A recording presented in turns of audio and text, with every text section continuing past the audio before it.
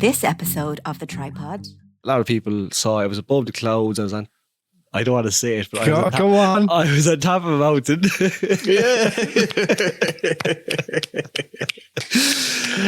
At sunrise. And Welcome to The Tripod. hello everyone and welcome to episode 35 of The Tripod. My name is Sean O'Riordan. I am the youngest host of this podcast. I'm joined once again by my lovely co-host who will now introduce themselves in no particular order. Allow me to reintroduce myself. My name is Kevin Hennessy. How are you all? Hello, everybody. My name is Ronan Downs, and I am the middle presenter of The Tripod. Oh, I'm the old one. Sorry. Yeah, I can never get through saying I'm the youngest without laughing, so it's going to happen every week, so you might as well just get used to it. How's it going, lads? I mean, it's factual information. You It is, are. absolutely. I am not telling a lie. You know what I mean? So Yeah, it's all good. How was your week, lads? brilliant. The country is descending into chaos. Case numbers are spiraling out. Yeah, let's not mention the war. Yeah. What do you mean? Is there some form of pandemic? Yeah, there's no. Nah. I didn't know. Yeah, I didn't know. We're in not the even- end game now. We're not even going to talk about it. I had a splendid morning of photography in my Lovely. locality this morning. And I made a reel. I made my first, I broke my real cherry. You popped your real cherry. Was it really nice? Hey, it was really fun. I can see where this is going already. I'm out, lads. Jump in, Ro. Jump in.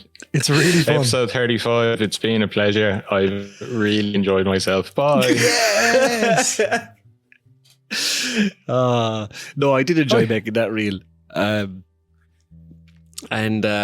it's reels seem to be the thing now. Kind of like I'm not on TikTok, but they seem to be the TikTok of Instagram, really. Yeah, they're really effective. And I don't mean that in a punny way, but I do also. Yeah. But no, I mean, on one side of the coin, I think it's a bit of a shame because, you know, that's not what I'm on Instagram for. And if I wanted to see that kind of stuff, I think I'd go onto TikTok. But it's there now. And, you know, I'm not going to change Instagram's mind. So it's either, I suppose, you know, not sink or swim, but you have to kind of just get with the times, don't you?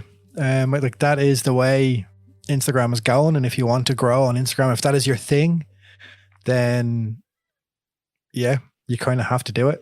Well, do you know what? If anything, right, video actually opens up an awful lot of it gets the creative juices flowing. So if reels get you into video, do you know what I mean? Like you can easily stitch together a couple of clips there or take it on your phone. And like, geez, I kind of like this. Then you might say, all right, I'm going to try and shoot some proper video.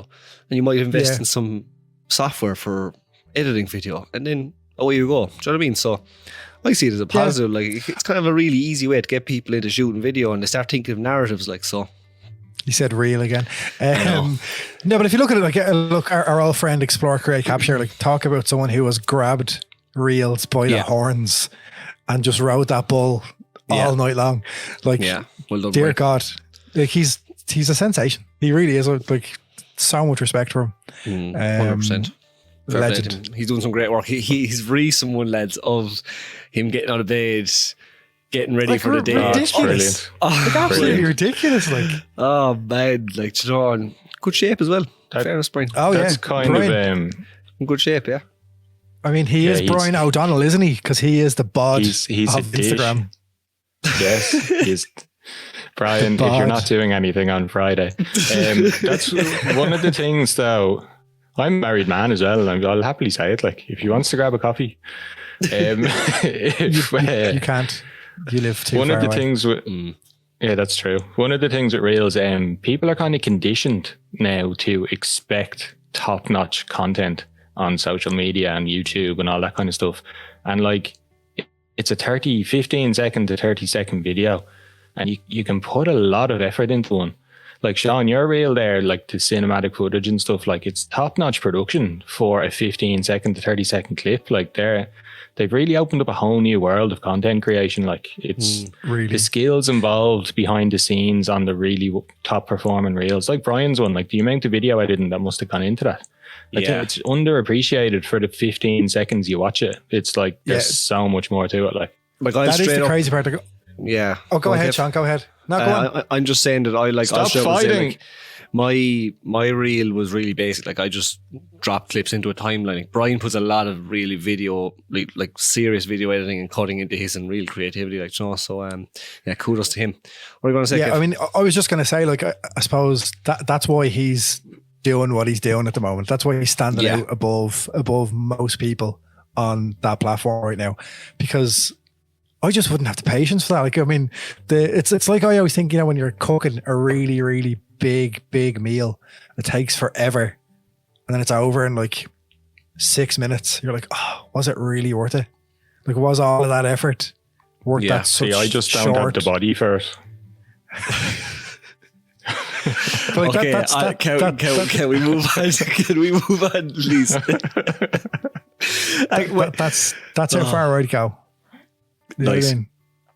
Nice. Yeah, this podcast isn't actually, well, we're going to touch on reels, but we're actually going to talk composition today, ladies and gentlemen. Composition, the word we all hear, the word we all sometimes loathe, the word that is integrated into our photography brains. Composition from start to finish, as best we can in our own little tripod way. You know how we do things.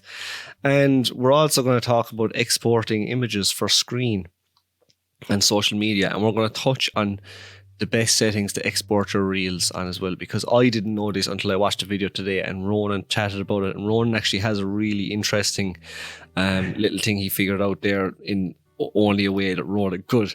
Okay. 100%. Yes, I do that. Yes, that's me. Yeah.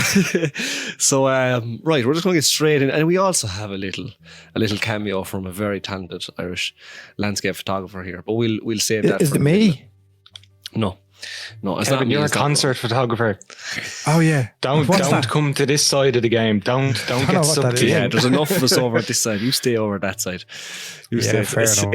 It's like Rory O'Donnell, like Rory's a gas man. Anytime something is posted from Donegal, he's just like, yeah, that's not Donegal. That's Kerry. That's Galway. So he's just like, there's nothing to see here. He's dead right too. Oh God. Right. Gonna get straight into this, like, guys. Composition. Right. Where do we begin? Will I start? Ronan, do you want to start? Kev? It starts with a C, and then O, and M. Sound it out. You continue there. Go on. You continue. Phonetically Okay. challenging. I will start. Okay, I will start. And I'm going to start with this morning. And I was, so as of the time we're recording this, I was in my locality this morning in the Ballyhowers, and a lot of people saw I was above the clouds. I was on, I don't want to say it, but Go on. I was on top of a mountain.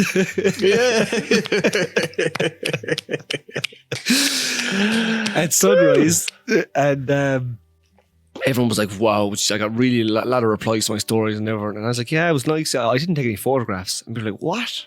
I was like, there was no composition. And there wasn't. Like, I was just standing there.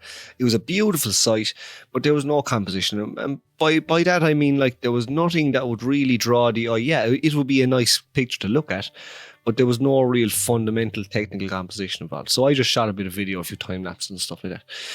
And in landscape photography, composition, unknowns to ourselves and unknowns to the viewer, is really pivotal in creating a dynamic image, and it's really pivotal in determining where the viewer's eye goes. So I'm going to use the video I done, the post-processing video last week, and where I used the light, and I talked about how I placed the ruins of the is that St. Kevin's Church? I'm not sure. You know it is, baby. Is it? In the I don't think so now. Claimed it like it is. It's either St. Kevin's Church or the Church of the Rocks or something like that it's called. Yeah. Or the Rocks Church or something. Yeah. It's definitely not Kevin. Anyway, the ruins of that church, I placed them on one of the intersections of the lines on the rule of thirds. And I actually done that purposely because I knew then that the viewer's eye would automatically be drawn to that. Okay. And that's one of the rules I use in my composition. Another really important one is leading lines. Why do we use a leading line, or why should you always look for a leading line? Well, a leading line creates depth, because if you have an object in your image which creates a shape or a line, such as a river or a road, that will bring the viewer's eye from the very front of the photograph to the very back, okay? Which creates a three-dimensional feel. Like, we have to remember, photographs are 2D. They're not 3D. Okay, they're 2D objects, they're 2D images. So you have to try and do as much as you can to create a 3D feel. And composition is how you do that. Now, there's so many different elements of composition. You've light, you've leading lines, you've shade, you've lines, you've shapes, okay? Yeah, I think, Sean, just so I want to touch on leading lines there a bit, because I think I think leading lines are really important. I think what that'll do is it'll really draw the viewer into your image. And but not only that, it'll actually take them where you want them to go. Yeah. You know what I mean? Yeah, like, that's like that's the really kind of punchy part about leading lines, you know? And leading lines can be anything, which is beautiful as well. Like, it can be like anything. There's endless things. It could be trees, could be a road. If it's a drone shot, like, I'd like to use leading lines on my drone shots as much as I can. Yeah. Rails, could be stairs, like anything. Leading lines, it's just you find something that's going to bring your viewer's eye to your main subject. You know Exactly. what I mean? They're beautiful. We call it a leading line, and a lot of us use trees, or a lot of us use, roads, but like a leading line could be, if it, let's say, a drone shot and you photograph like a forest next to a road, like it could be. I just pictured Sean cutting down a tree, lying it down. Would have passed them in the slightest. Are you okay? Like, you lost your mind. I'm a bit too lally today. Just go on, carry on without me. It could be the tree line. Do you know what I mean? That could create it. Like, it's anything that, as you say, Kev, will draw the viewer's eye, will bring your eye from front to back or left to right. Do you know what I mean? And I've actually, we'll do a composition video on this, but lines are really important in your photographs. And even in the likes of portraits and stuff, with, I've seen people use leading lines like with the likes of arms, legs, limbs, walls. You know, like it can be incorporated in kind of pretty much any aspect of photography in any genre as well. So yeah, you know, if you're a portrait photographer out there, if you're starting out, even, like, keep that in mind, because you can use like clothes, you know, and the likes of, you know, Geordie Kolatich or whatever his name is, the dude. He'd use like slinkies and all. You know what I mean? Like, he really branches out with his leading lines, but they can be used in any aspect, and it's really, really, they just make your photo a lot more interesting as well. So yeah, the key takeaways with leading lines is, like, they don't have to be lines. They can be anything in your scene that will direct. You can even use the falling light as a leading line. You can use like a bunch of rocks if you position your camera, like the angle of your camera, whether you're right on top of the rocks looking down or you're away from them using a kind of a telephoto zoom to get right in on the rocks. That will change the shape of a group of rocks. So you can actually manipulate it by moving your camera to create a leading line or an arrow or some kind of natural formation to lead the viewer's eye into your scene. The next kind of thing then, like moving on from the leading line, would be, what's a leading line that isn't the leading line? It would be foreground interest, which is hugely important in kind of shallow depth of field photography in weddings. I find if I put the flowers or the plants or something like that in the foreground, just in the bottom of the photo or on the opposite third to my subject, it can really anchor an image. In landscape photography, I'm sure Sean will say it now as well, like the importance of having a good, strong foreground interest, even if it's not like tack sharp, just to have a foreground subject that's there to kind of anchor the whole image and then lead into your subject. And whether it has leading lines or not, it's another huge part of the composition. Yeah, big. Like Keith Walsh, I know I've mentioned him loads of times, but Keith Walsh is king of the foreground interest in my opinion. Speaking of, we had Gavin Sheehan on our tripod community page today. Was actually giving out about the lack of foreground interest in, was it Mullaghmore? Yeah, he was in Mullaghmore. I believe he was saying it was just it was a struggle to find decent foreground interest, and you know, it's just once again, it's something I feel I may overlook at times. So, But on Gavin's shot there, he posted, I don't know, did you see that? He posted an image, and I actually know because I've seen it. He showed it to me before he posted. He put it into one of our groups, and it's got some beautiful shapes and lines in the rocks in the burn that's front of Mulkmore. So he managed to find some, do you know. he did need it. It was a gorgeous shot, absolutely gorgeous. Ronan, good man, Gav. You're dead right in when you said it anchors the image, like having that foreground interest. And not only does it anchor it, but I'm going to mention this 3-dimensional aspect again because I think it's so important. Like, look at Max Rive. Now I know Max Rive is like massive guy, but Mark Adamus, let's say, like look at his images. You almost feel like you're there. Do you know what I mean? Like, you almost feel like you're there in the mountain, in the lake, wherever he is, because he's got such strong images that are broken into thirds. You have your foreground, your middle ground, your background. And when you have that strong foreground composition, you know, immediately you create this 3D image. So it really, and even if it, like, and that's why I didn't take any photos this morning on the summit of Sea Fin, because I had no foreground interest. It was just grass. It was just frozen grass. Do you know? It just wouldn't have been a good image, and I hold standards for myself. So foreground is so important, and even as you said, Ronan, if it's out of focus, it still adds that element to the shot. Do you know? Yeah, 100%. I'm just looking at Gavin's shot here. I didn't see it in the group earlier, and I hope Gavin doesn't mind, but I'm going to use it as an example because we've all seen it. One of the biggest things in composition, as I teach it on my workshops, I made up the anagram MIST, MISSED. Ooh. And MIST, I always say you don't want those missed shots. So the first 3 letters is movement, interest, subject. So when you come and assess a scene, first you're looking for movement to see kind of, can you get away with a longer exposure, or do you need to ramp up your shutter speed? The next thing is interest, and that's what we're talking about here with your leading lines. Your foreground interest. They are like the key that I look for before setting up my composition, because they're going to pull it all together. Very much like Gavin here. Gavin went looking for a strong foreground interest before actually setting up his composition. So I focus, get my interest, then I get my subject. So in Gavin's image, the subject is that Mulkmore in the background, is it? Yeah, that's Mulkmore. Yeah. From Mulkmore, is it? Okay, so he has these kind of clints and grikes, are they, in the foreground? I'm not familiar with West of Ireland terminology. Neither am I. I just think they're clash rocks. Like, yeah, they're deadly looking rocks. But yeah, so the rocks have the real interesting features between them. This is where it comes into your interest and your subject. For me, with Gavin's photo, I would have really isolated your interest and then your subject, and have them like in landscape orientation like that, have them on the opposite third lines. And we'll get into rule of thirds now in a second, but you want your interest to take up your bottom third and your subject to take up your top third, whether that's on an intersection and they're opposite or whatever way you want to frame your camera. But it's so important to get your camera in there, get the angles right, make sure that you have all the negative space removed, and really next time you're out, try and really focus on interest on a third and your subject on the opposite third, and that will instantly bring your composition in stronger.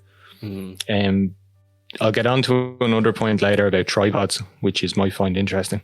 But that's my 2 cents on the interest thing. Interest and subject should take precedence in every single photograph. Like, don't try and fit too much in. One interest, one subject. So correct. So true. Keep it simple. Keep it impactful. You've mentioned there thirds and putting your interest in one third and your subject in another third. And that leads us on nicely to the rule of thirds. And the rule of thirds is something that I think at this stage you kind of unknowingly do it unknowingly. That's very bad grammar. You kind of unknowingly do it. That's shocking grammar. Jesus, I'm sorry.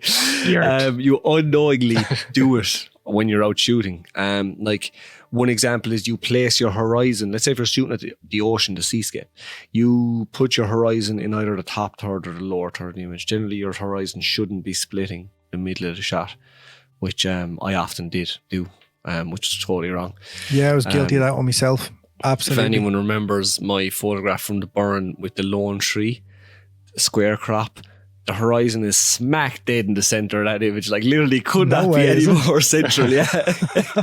And it was actually Neville, Lawless Ireland pointed out, he's like, man, I really like that square crop, even with the horizon in the center. I was like, hang on a second, is that wrong? So yeah, but he was dead right. Like, put your horizon in the upper third or the lower third of the image. That's one element of the rule of thirds. Another element, and I've touched on this already, is you're placing your subject on one of the intersection lines, and in order to make it a more impactful image. And that actually does work. Like that really, if you look at that video I posted last week, how I cropped that, it really positioned the ruins in a place that made it got every ounce of value out of the photograph. So the rule of thirds does work, and it is there for a reason. Yeah, absolutely. One thing that I want to touch on though as well, which is crazy because it just shows that whilst rules are important, there's also no need for rules sometimes, because Ronan was saying like fill the frame when it comes to, you know, your photo, and look, filling the frame, like it can definitely take, like I had a couple of shots. Remember when we went out for the Wicklow calendar day, and we were at Blessington Lakes, and you were like, fill the frame, Kev. And when I filled the frame, like it instantly changed the photo from decent to lovely. You know what I mean? Like big time. But Yeah. on the flip side, negative space can also work. So it's, Yeah. you know what I mean?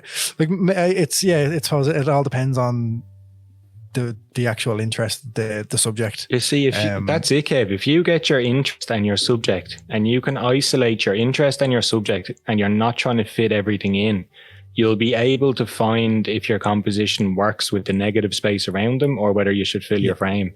Like absolutely, it's so simple but so important. If you do isolate interest, subject, everything begins to fall together.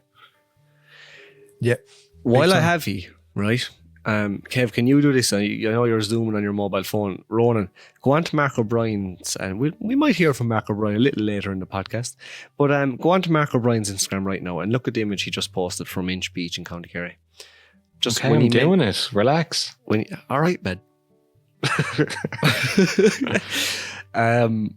When you mentioned negative space, are you looking at it? Yes. Okay. Yeah. So, do we all see the negative space in that image?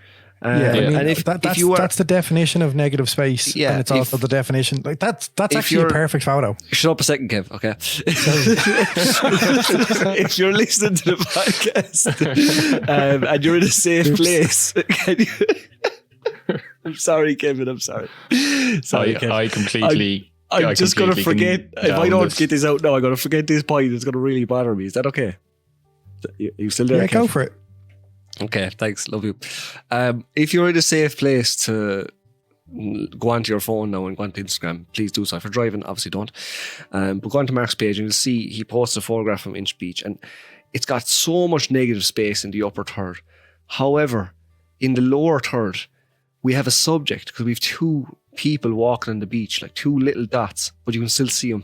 And we have a beautiful curve of the beach, of the shore, which creates our leading line. And that's exactly what Ronan was talking about. He has his subject, okay? He has his composition there. He has his interest. And then he can break the rules. He can use all this negative space and the upper third of the image, and he gets away with it, basically. Do you know what I mean? Absolutely, it's glorious, isn't it? It's a beautiful image. It's like a painting. But it is like a painting. It couldn't have come at a perfect time, and that wasn't planned either. Yeah, no, this just at time of recording, this was posted about 50 minutes ago. So like, but 100%. Yeah, you've got your leading lines, you've got your rule of thirds, you've got, you know, everything you need in that. Really you've like got your that. interest. What do you think, Ronan? Do you think what I'm saying is correct? Yeah, I think you're dead right. And another thing that this image does, that Mark has, I think he's probably done it intentionally. This is probably what caught his eye. The sense of scale that he's captured by the choice of subject. So the leading line of the beach, kind of the bend in the beach, and where I think it's a woman and a child on a bike, is it? Perhaps. I can't see. It's on the definitely a beach. child and an adult, and Yeah, but even in that, like, you have to stop and look. Like that composition is making you, the viewer, build the story in your mind. Like that's how strong composition will make you stop and look at an image. But to add in all of that sky on top, I know a lot of people might have tried to use a telephoto there and isolate the curve of the beach and the person down the end of it. But to add in a vertical composition, to add in all the sky with the little people on the big beach, like that, it's just so impactful. And that's what I mean by when you isolate your interest in your subject, that your composition will speak to you and say, use negative space, fill the frame. It should jump out with you then, like it has done with Mark here. Like that, that's a fabulous image. Like, beautiful image. It's I'm not criticizing it, but 60% of that image is just one color of sky. Yeah. And it's such a powerful image. Like, that's what I love about photography. Like, there are those rules, and then a lot of the extremely impactful images like that are when rules are broken, but they still have the element. Like, we're not saying that you have to have the XYZ. Do you know what I mean? But you can have XYZ and also break the rules at the same time. Yeah, like there's no such thing as a perfect example. photo, apart from maybe the photo I took of Billie Eilish at Electric Picnic. But no, I'm joking. But like that, I think like there's no perfect photo. You know what I mean? There's no. It's not as if you can set out to get a perfect photo and make sure you've got everything here. It's not going to work that way. You know what I mean? Because photography obviously is open to interpretation as well. These things, you know, these rules are to just help people, you know, just to help you kind of, because it's what'll help catch a viewer's eye. You know, that's all this is for. Can you touch on Ronan? Will you stop? Act your age. No, okay. Yeah, Ronan, not your shoe size. Your size 22 shoes. I'm 44 in US sizes, so Kev, can you touch on, before we move on to in-camera cropping, can you touch on composition and concert photography? Yes, I can, of course. If I can remember what a concert is at this stage. Yeah. Have I ever mentioned that we actually haven't had any concerts in like no, you haven't 10 actually. months? 10 months now it's been since not in the my last 10 gig. minutes, yeah. Concert, so competition for a gig is a bit different because you're relying, not different, but it's all fast paced first of all, so you're kind of rushing around like a mad thing. Okay. And you know, you don't have really a lot of time to think, but depending on artist, depending on arena / venue, there's a lot of things you can pick out. Obviously, I said before, if you watch videos from the night before, you'll get a lot of ideas. Ideally, there's one shot I have, it's of AJ Tracy, and he is basically stood in an intersection of lights, which I knew was going to happen. Okay, and, right. You know, so I knew, because I watched the video, so I knew he was going to stand here and the lights would actually intersect him and he'd be in an X. Yeah. And you know, so that kind of thing really helps. Lights is really the main one, kind of that'll help, unless Eddie Vedder had props on stage, so you kind of use props for that kind of stuff. Like you put him the bottom right of the reel of towards and kind of have props around them. But yeah, I mean, I suppose the crop is really important. You know, you do kind of want to obviously stick to the general rules. But yeah, lighting is a huge one for the composition when it comes to concert photography. Well, that makes sense what you just said, because especially when the lights create an intersection, I think naturally the human eye is drawn to an intersection when they see it. Oh yeah, absolutely. So you're right, Ronan. You're so, like, you're just you're sitting there shaking your head like a drunk uncle. You're meant to react to me. I'm not with it today. I tell you, you're like a drunk uncle. You're like that drunk uncle that at a wedding that's just like, not my day. Not my day. Every time the lads are making a point, I'm sitting there like really judgmental and just staring at them on the Zoom and shaking my head. And it's like a drunk I uncle. can't. But yeah, the eye is drawn to the intersection, and especially if the singer stands at the intersection, then exactly it's going to create a composition. Ronan, cropping. Okay. Yes. You mentioned that cropping was important. It is important. Okay, cropping is important, and you mentioned especially I think it's a lot more important in wedding photography because everything is so fast paced that you often don't have time to compose like you would like to. Yeah, pretty much. There's two schools of thought, I think, on cropping, where it's like you shouldn't crop. That is the devil. How dare you? And then, cropping is deadly because I can recompose afterwards and like save the day. Yeah. I'm kind of in between the two, because anyone who tells me they don't crop their shot when shooting weddings, like, there's no way you're nailing every single composition in camera. It's not possible. No. In the morning, it can be grand. Like a lot of my morning shots, I don't really need to crop because I've time to mosey around, to get to know people. I'm not under pressure. I'm lining up my shots. I'm doing flat lays. I'm looking for leading lines. I'm looking for like the groom has sent over a gift of flowers and the bride is getting her makeup done in the background. So there we go. My interest is going to be the flowers sitting on the table in a soft focus with the subject being the bride in the background. I've interest, subject, boom, I can line that up. But when they're going for the first kiss, like, it's hell for leather. It's don't miss the shot. You kind of pre-think of where you want to be and your angles and what could be in your shot. But at the end of the day, you're going to have to crop those shots because you're not going to get it perfect. You could be using continuous high frame rate as well. So all the photos will be like lashed out real quick. In rapid succession, there could be what's the word I'm looking for? There could be movement between each shot as well. Like, you could physically be moving as you're shooting that moment happening where your subject is static. So to achieve like a similar crop across the board, or a similar look with the subjects on the same third line or whatever way it's composed, you need to be able to crop it afterwards.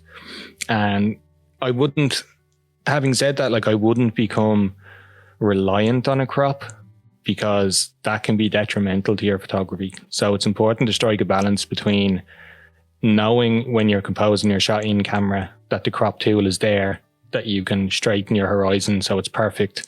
You can have your subject perfectly on that intersection, but then also not being like, I could just shoot a big dirty panorama here and crop 14 little photos out of it afterwards. Do you know what I mean? Like, like, don't use the crop become as a reliant. Just exactly. Just use it as like to complement the shot, and that's very important as well. But look, in fairness, there are times when a crop has made an okay shot into a decent shot. But that's it. No, it can make an okay shot into a great shot. And it really can. And as we'll get into about sizing for social media, when you're sizing your image for social media, when you get it back into Lightroom and you're doing your crop, like, play with the crop. It's non-destructive. You can change it afterwards. Crop it right in and see what it looks like, because then next time you're out with your camera, you'll actually think, do you know what? Might throw the zoom lens on this time. Instead of cropping it in, throw the zoom lens on. And that will in turn lead into your composition and just improve things overall. Yeah. That leads us big time very nicely into... go on, sorry. No, you're going to say, I just kind of say, like, I had one perfect example of when a crop not saved my life, but kind of really like just helped me get what I wanted to achieve. So David Keenan at Electric Picnic, he was the first act of the first day, and my mate Gar, who sadly passed since, was playing bass that day. But obviously, like, so I got a couple of photos of Gar backstage and stuff, which was cool. But when David's very captivating. If you've ever seen him live, like, he sucks you in. It's actually an experience that you don't really notice unless you're there. But like, he properly captivates you. So pretty much every shot I had was either a full band shot or David, like, just him, because he's unbelievable. But I actually wanted to have a photo of Gar on stage. And the only one that he was like fairly clear in was a full stage, full wide shot. And I cropped, like, if you imagine he was a laptop screen, like the whole image was a laptop screen, like the crop I have of Gar is probably a Windows tile size. You know what I mean? Like, that's how small I had to get in. Yeah. And like that, just cropping's cool, man. It's very, and shooting raw helps as well with that. Yeah. But it's a tool. Like, cropping is a tool. It is a tool that is to be used. Like, a banger of a tool. But used correctly, yeah. Like, so it's kind of like clarity. Like, so don't go mad. Go mental. No, what I was going to say is, Ronan, that what you mentioned there, that leads us nicely into. I I'm going to call this man the king of the crop because any King of the image crop, he that rise you, to the top. that you ever ask for advice on, Mark O'Brien is a great man to give you advice on a crop, and it's always very correct advice. And I always mention this, but Mark was the first man. I was like, "What are you doing?" Well, I was out shooting with him one day, and he's like, he was framing up his composition in camera using in camera crop. And I don't know, is this something that's exclusive to Canon? I think like the Olympus camera used to do it. The Nikon only has 1:1 or 16:9. But basically, in camera, you can select a crop, right? And it'll display like a 1:1 crop, or it'll display a 4:5 or a 16:9 in camera. Now, the way it works is it'll still shoot the full image, like the full aspect ratio, whatever your camera shoots. But it gives you a preview, like a screen preview of 1:1 or 16:9, whatever. And what this does is it helps you eliminate distractions from your photograph. And John, I'm going to leave the king of the crop tell you what he thinks about cropping in camera and why he uses it. Hey Ronan, hey Kev, hey Sean, also known as the youngest presenter of the tripod. In relation to your question about in-body cropping or aspect ratio, why should you use it? I feel this is a great tool to use, particularly like when you're out on location and you're trying to compose an image. More often than not, everybody tends to shoot full aspect ratio, and things can creep into an image that perhaps you don't necessarily need. And this is a great tool to basically get rid of the excess clutter, let's call it, in an image. And it helps you train the eye to compose a far tidier image. I just find that if you go full, things will creep in, maybe like branches or rocks that you don't need. Whereas if you go 4:3 or 1:1, and get to the meat of the image, the hero of the image, as I always say, more often than not, you'll have a far more impactful image. Basically, like what you're trying to do is remove what you don't need, whether that be too much foreground or too much sky, or you're too wide. By using aspect ratio or in-body cropping, it just helps focus the eye on what you really want people to see, And that's why when I'm out shooting, I'll always go into aspect ratio. Like when I'm composing my images, more often than not, it'll be 4:3. If it's something very intimate, it'll be 1:1. I rarely go full. I rarely go 16:9. But yeah, it's just a good tool to help you train the eye to basically get rid of the clutter. Obviously, this can be done afterwards in post-processing if you want to shoot full aspect ratio, but why not try get used to doing it on location? And you'll just find that in the long run, your compositions are just going to end up being far more impactful. Yeah, that's it. I'm going to shut up now. You can edit out the rest of it. Happy New Year, guys. Okay, so that was the king of the crop. What do you think of that, lads? Basically, Mark's saying it eliminates distractions. It's something that we should all adopt into our workflow. As I think this more so applies to landscape photography, but still. I don't know. I think that's just a solid all-around photography advice there from an absolute hero that is Mark. Like the man is deadly, isn't he? He really is. He's but it makes total sense as well, because like 9 times out of 10, if I'm out landscaping or landscape, whatever we're talking, what's this podcast about again? Photography. Photography. No, but if I'm out just shooting, like it's for Instagram. Like that's generally speaking, it's for Instagram. So if I'm out shooting, generally speaking, it's going to be a 5.4. Depending like on what I'm looking at, but generally speaking, that's going to be the case. So, if I can get that right in camera, if I could see how it's going to look in camera, it's going to help massively. Yeah. It's beautiful, Mark. Yeah, I personally love how he said also known as the youngest host. Yeah. Just getting your mates on there, Sean, is it? Yeah. But now it's an interesting it's an interesting thing. Like you probably didn't know your camera could do that. I know now each camera does it differently, but it's more of a pre-visualizing tool, which again, like cropping is kind of post-visualizing, I suppose. Yes. But by doing so, it forces your hand, like it makes you really clue into your composition. Kind of on what Mark does, you could combine these two tips, I think.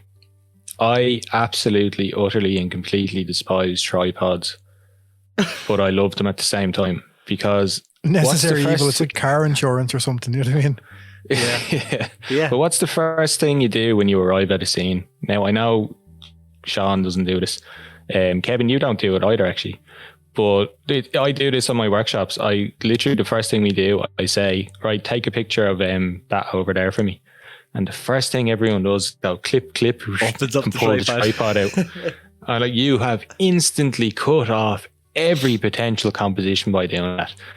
That's why I don't like tripods. Take your camera out, set your in-camera crop, like Mark has said, and look around. Change the in-camera crop, move around, get high, get low. Like, just walk around with the camera in your hand, especially if you're using different focal lengths, because like the human eye sees at about 35mm focal length without the peripheral. So human you want knowledge to again, Sean. Note this for the next quiz, first of all. Oh, Jesus. Stop it. Don't even remind me. That was the favorite episode of 2020. But what was I saying? Yeah, so like, you don't know if you're using a 70-200 at 200, your eye isn't really familiar with what you're going to pick out. So actually look through your viewfinder or look through your live view, then set up your tripod based on it. Use your in-camera crops as you're moving around with your camera. Try different ones. Try 5:4, try a square, try 16:9, try 3:2. You won't know otherwise. So just try that for 2021. Don't just whip out the tripod and pull it up to max height, stick it in the ground and go. So true. Ronan did, when was it, 2 weeks ago, 3 weeks ago, when I came up to you to Wicklow, the day we could all travel around outside, for the brief moment we could travel outside of our county. When we were out shooting for the whole day, I think I didn't take my tripod out all day at all.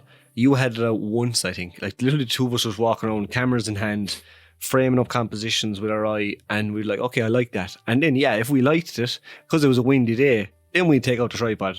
And then we'd use, like, they're a tool to use, yeah. Like, we're not saying ban tripods. We're saying, like, the minute you open up that tripod, like I said, you're just restricting yourself already. Do you know what I mean? Sometimes I take my tripod out for show. Okay. I don't think I've ever seen you use a tripod properly. Fudge you. Just on the subject. I often use my phone to frame up a composition. If my camera's in my bag, I'll like take out the phone. Very good tip. Very good tip. Sure, you can get the rule of thirds. You know what I mean? You get your lines, your grid, and all on there as well. Yeah. That's a great tip. In fairness, actually, because you're not whipping out your camera. I said camera, Sean. Come on, it's 2021. Okay, this is the year of the serious podcast. We didn't get through one episode. I'm sorry. We will have none of that. It's just when it says whip it out like it. I know it's hard, Sean. I know it's hard. Oh, Christ. We'll push through this. Ronan is disgusted. TJ Allen is laughing right now. I know he is. TJ.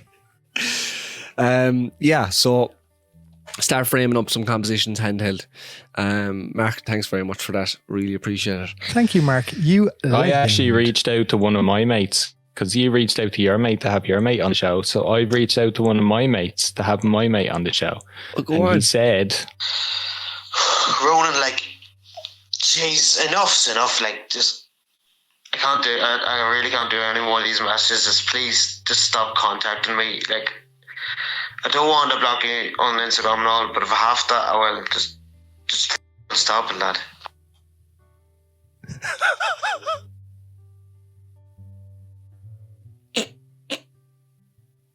Ronan?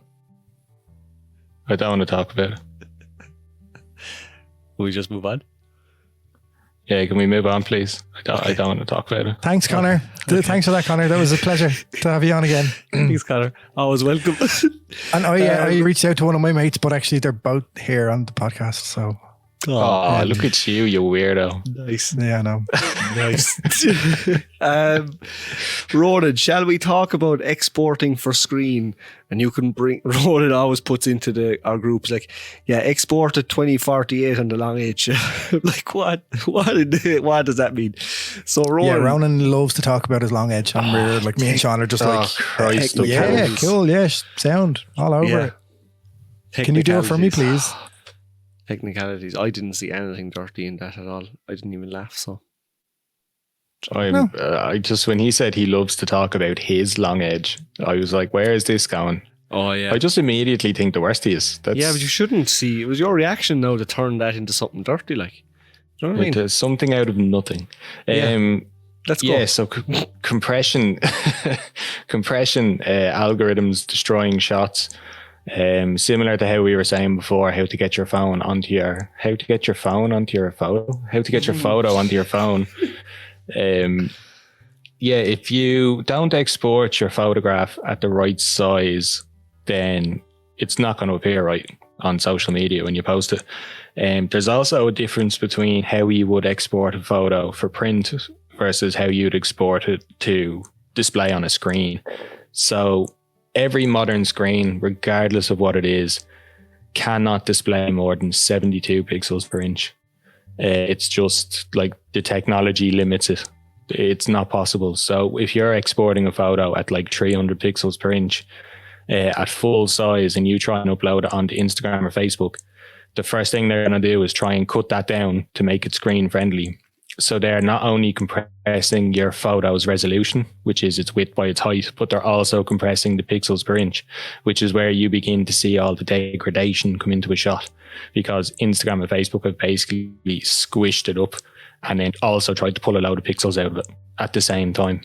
So to get the maximum render quality when you're posting from, say, Lightroom, exporting your shot to go onto Instagram, you want to set it to 72 pixels per inch, because again, screens, they can't do any more, any less. So that's the key number in your pixels per inch.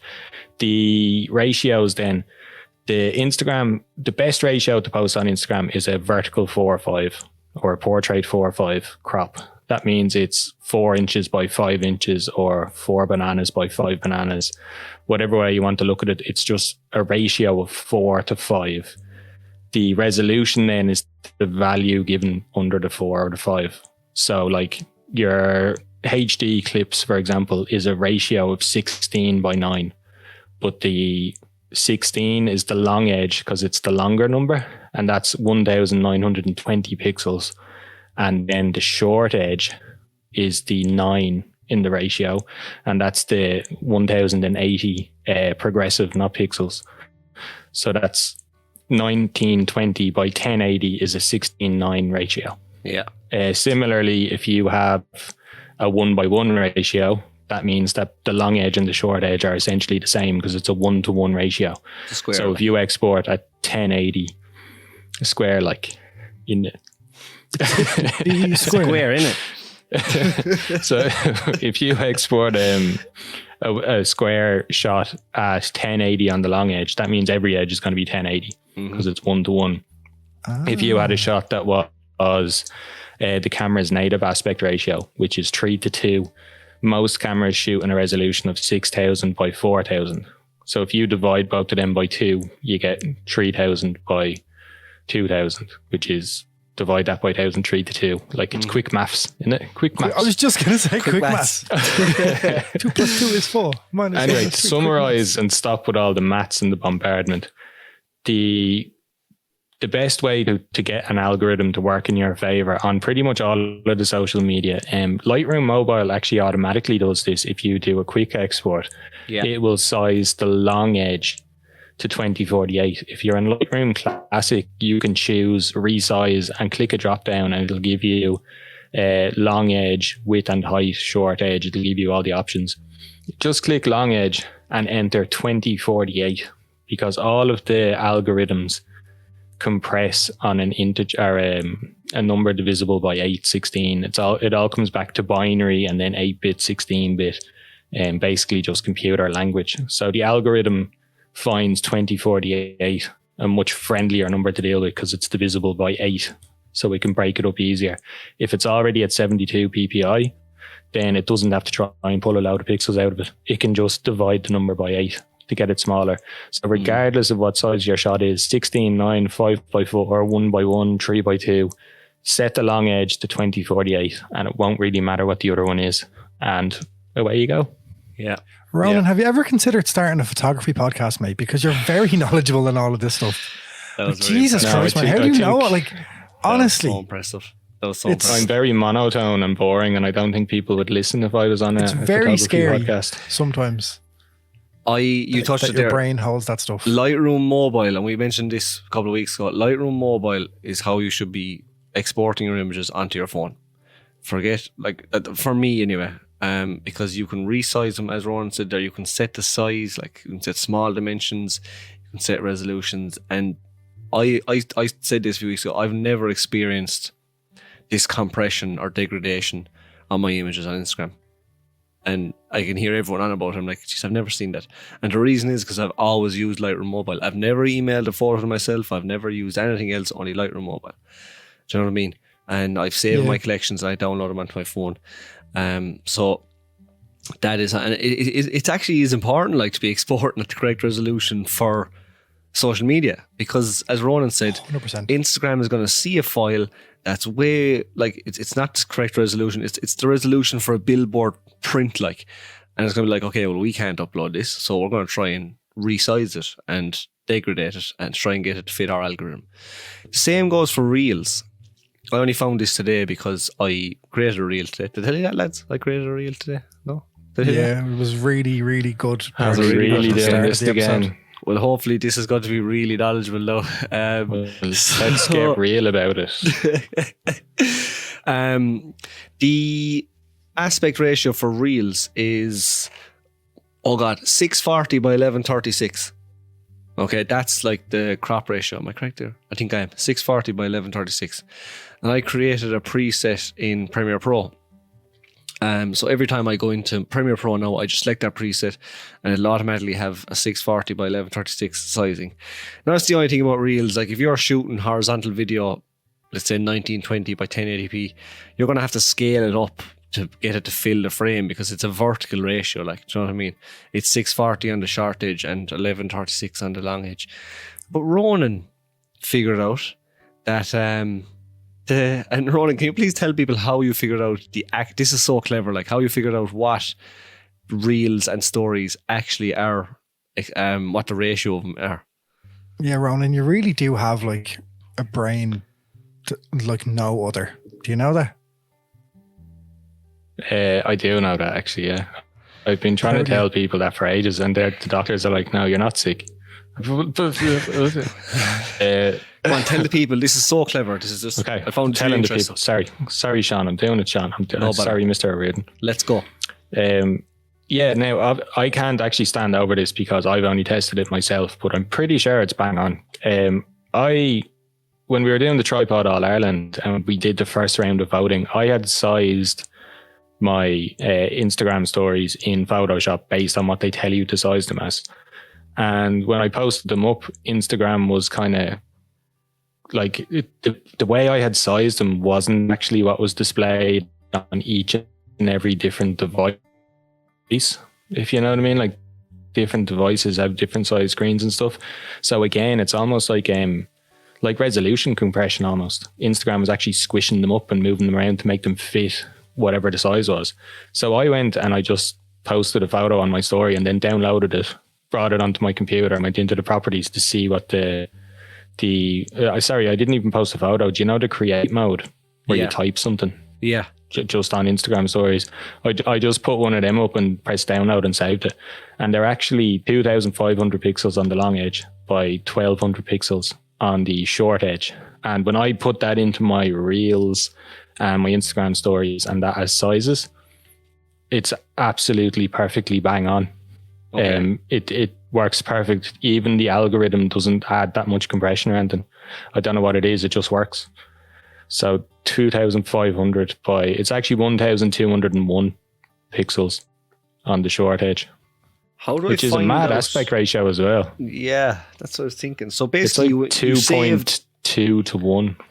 You saved a story, like, as you take it on your phone, like, and you went in and found the dimensions of that story. Then, like, pretty much, yeah. The image details to figure out what the correct ratio is that Instagram uses for their stories and their reels. You're a proper bad man, I tell you. I'm trying to find... It's their standardized size that the way it appears on each and every device. Do you know what I mean? I'm trying to find the dimensions here on one of the, and I can't find it on my phone. But what did you say it was, Ronan? Can you say it again for the good people? 2,500 by 1,201, which is like a 2.2 to 1 ish ratio, strange. Nearly a 2 to 1. Strange. Yeah, it's a weird one. But have you ever seen that before yourself when you upload something to your story? That when you upload it, it kind of uploads. And then if you actually tap in to look at your story, it looks different. Like it's moved or skewed or twisted in some way. That. I have noticed that. Yeah, that's what kind of prompted me to do it. And when I use the 2,500 by 1,201, it's perfect. It doesn't twist or skew or warp or anything. That really is interesting, man. It's something that Deadly. I haven't really considered up until this conversation, really, because I've never had to think about compression. I've been lucky, you know. So for the listeners listening, start using Lightroom Mobile. Use the advice Ronan spoke about. Export it at 2048 on the long edge and 72 DPI, because that's the DPI that Instagram uses, and then you don't have to worry about anything else, and you shouldn't have any image degradation because the algorithm or the social media will not try and compress your image. And it really is as simple as that, like, do you know? That's absolutely sound advice, and that was a question that came up an awful lot in our Facebook group recently, so we wanted to address that. Thanks to everyone for the engagement in the Facebook group recently. It's actually great crack, and we've noted all the ideas that were written down. When I put up the thread there asking for podcast ideas, we've noted all of them, and we're going to try and touch as much of them as possible. There were some fantastic ideas thrown in, and we really want to try and build some great episodes in the coming year. The lads are class. In the coming year for you. So that was our episode on composition, resizing for social media, and in-camera cropping. Lads, Featuring Mark O'Brien. featuring Mr. the King of the Crop, Mark O'Brien. King of the crop. What Mr. a name. Clarney. Absolute gentleman as always. Anything else before we close of business, lads? No, let's just hope for a really, really much better 2021. That's all I want. A year that's better than last year. I'm not setting the bar too high, but just asking for a year that was better than last year. That's all I want. Not set high at all. No, it is not. It is. Are we not. going to ask for that at the end of every episode we do now? What? Yeah, why not? Will we do that for the whole year? Just be like, man, 2020, you pup, you get out of here. 2021. Don't let the door hit you on the way out. Oh, and yeah. then, come on. Yeah, we should. You didn't even let me finish before. You're like, oh, it's John reading. Sorry. I'm sorry. I'm out. Sorry, Ron. He's like a bold child, though. Look at him. Look at him, like, you're Sulking. ties out of the pram. Huh? Oh, he's gone. Oh, he's gone. There we go. On So, that Sean, note- just you and I, my friend, thank you for a lovely episode. Oh, thank you, Hey, Ronan, Kev. what's the story, mate? How are you getting on? Hey, Okay. On a serious note, I'm going to draw this episode to a close. Lads, thank you very much for joining me. Quiveen, Ronan, Thanks always. for having me. you're a pleasure. And to the listener for listening, thank you as always. Stay tuned for next week's episode.